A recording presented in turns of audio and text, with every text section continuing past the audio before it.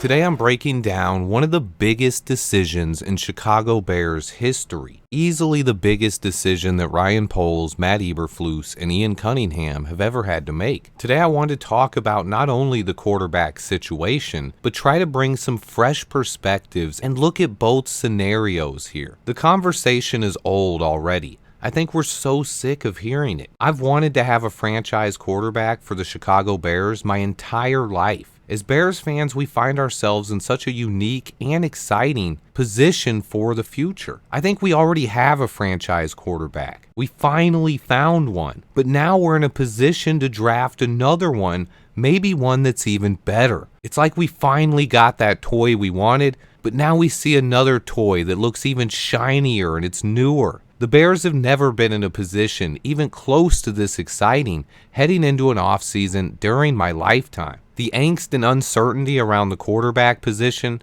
has caused fans to be more divided than usual. It's weird that people want to tear down either side. Neither Justin or Caleb need to be torn down in order to support the other side. Both are very talented young quarterbacks with the upside to be top 10 in the NFL. It's even stranger that some people can say that Fields is a bust, but then turn around and say that the Steelers or Falcons should trade for him and that they would be serious contenders if they got him. I've been doing research on the possible outcomes of trading the number one pick and even trading Justin Fields and running every scenario through my head for months. I've also researched what all the people in the media are saying. Today I wanted to compare the most likely scenarios and weigh the potential outcomes of each side. Recently, Phil Yates and Courtney Cronin talked about potential trade packages, and Phil Yates put together the exact trade scenario that I had in a video 2 weeks ago. He also said it was the most likely move to happen. The Washington Commanders would get the number 1 overall pick, the Bears would get pick 2,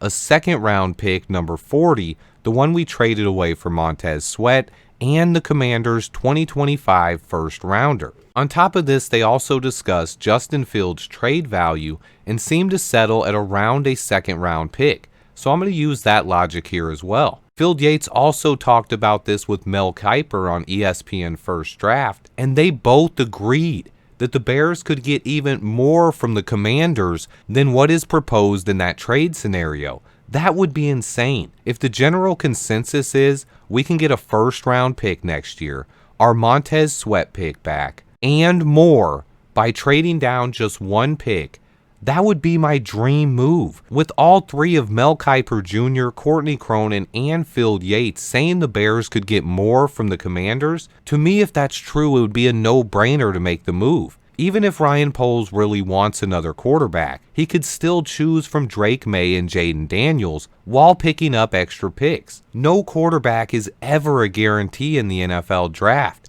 I think that's the biggest thing people are missing. Tom Brady was a 6th round pick. Patrick Mahomes was the 3rd quarterback taken. Josh Allen was the 3rd quarterback taken. Lamar Jackson was the 5th quarterback taken. The Indianapolis Colts have landed the best 2 quarterback prospects in the last 25 years with Andrew Luck and Peyton Manning. So the Colts landed the last 2 real generational prospects, and they combined for just 1 Super Bowl win. And that was over Rex Grossman and the Chicago Bears. So the thought process that taking Caleb is a no-brainer or the only thing that makes sense is just odd to me, especially when almost all scouts agree that there are 3 special quarterbacks in this class, not just one. And they also agree that Marvin Harrison Jr.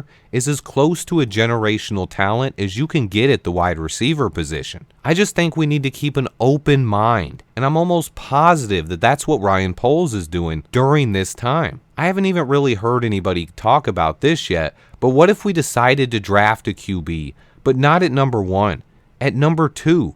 And he's still going to trade the number 1 pick to the Commanders. Would the Justin Fields detractors be okay with Drake May or Jaden Daniels? Also, with a ton of reports now saying that Justin Fields would not return a first-round pick and is more likely to go for a second-rounder, the value in the picks we can get from trading down from number 1 overall just might be too good to refuse. The Commanders want Caleb Williams. You can dismiss the Cliff Kingsbury hire all you want. You can ignore that Caleb's hometown is in Washington. You can ignore that the city really needs a splash and a franchise quarterback, but you can never ignore the power that Magic Johnson has to get what he wants. It doesn't mean that Poles will trade the pick, or that the Commanders are willing to meet the Bears' asking price in a trade, but they definitely have called about trading up. To me, the Commanders just make too much sense. Ryan Poles has all of the leverage here, and I believe he's trying to squeeze as much out of them as he can get. This would still be a huge win for the Commanders and their fan base, even if they overpaid. They are a team that can afford to be patient with Caleb Williams. Nobody expects them to make the playoffs this season, especially in a division with the Eagles and the Cowboys. He wouldn't have the same pressure he would have in the bigger market in Chicago with a team that has playoff expectations this year. This trade just makes too much sense to me. But let's go ahead and explore some other scenarios as well. If we take Caleb, we can still land a second rounder for trading Justin Fields, but we would most likely miss out on all three of the top wide receivers, and we wouldn't receive any additional future first-round picks going forward. This route is a gamble. It's a gamble on Caleb Williams' upside, but if he threw for 4,000 yards or 30 touchdowns as a rookie, I think every single Bears fan would be ecstatic. And that's a point I think a lot of the Fields fans are dismissing. Caleb does have that upside. The odds are still stacked against him, but I don't think it would be crazy if he came in and threw for 4,000 yards as a rookie. But what about taking the haul, trading with the Giants or the Falcons, and getting a ton of picks? Phil Yates proposed this trade from the Atlanta Falcons, but I think a Giants trade would resemble something close to this. Basically, the trade proposed gives us 3 first-round picks and 2 second-rounders to move down just 7 spots. The package is just too good for me. I think it's better than the package we got from the Panthers last year. This trade would mean that we lose out on Marvin Harrison Jr., but we would add 5 additional top 50 picks going forward, which is enough to put this rebuild right on the fast track. I'm a huge fan of Marvin Harrison Jr., and I would be extremely happy if we traded down to number 2 and took Marv. I would buy his jersey day 1, and he'd instantly be one of my favorite players on the team. But looking at the kind of packages the Giants and Falcons could put together, it's still incredibly intriguing, and you have to look at all scenarios here and weigh out which one is best for the Chicago Bears. This isn't Justin Fields versus Caleb Williams. It's what's best for this team going forward. If you're passing up on 6 top 50 picks for just one player, that guy better be the next Mahomes. And come on, guys, no matter how much we like Caleb, you have to be honest with yourself. What are the odds he's the next Mahomes? Patrick Mahomes wasn't even Mahomes before he got to the NFL. The odds are extremely unlikely. I'd say the odds are less than 1% chance that he has the kind of success that Mahomes has had. Just take a step back. Don't think about Fields or Caleb. Just look at how good of a team that Ryan Poles could build with all of these draft picks going forward. I've always believed in building through the draft. I love trading down and collecting more picks. I absolutely hated how Ryan Pace threw away valuable draft picks and constantly traded up in the draft. It's just not how you build sustained success in the NFL. But to make a counterpoint there, you also don't pass on generational talent when you have a chance to take them. So if Poles takes Caleb Williams or Marvin Harrison Jr., we have to be happy with that. And I love the flexibility here because he can still trade down from the number 9 pick and still add future picks going forward. But to me, the one guy in this draft that is generational is Marvin Harrison Jr. But if Ryan Poles does think Caleb is that guy, then he has to take him number 1. My biggest point here, though, is just the potential haul of draft picks that Ryan Poles could be able to land, or even landing 2 extra top 50 picks by just moving down 1 spot and still being able to land the guy that I think is the best player in the draft. Pretty much almost every route Poles could take leads to the Chicago Bears being better. The only route that could potentially set us back, at least for this season, would be drafting Caleb Williams, and that's simply because rookie quarterbacks struggle in the NFL. And another point to that, I think it helps Caleb's chances of being great in the NFL if he's allowed to set for a year and develop behind a starter. That kind of adjustment like Patrick Mahomes made would allow him to get comfortable taking snaps from under center and studying NFL defenses. People need to stop making this just about Caleb Williams versus Justin Fields. If you want to make it about something, make it about Caleb Williams versus the haul of draft picks.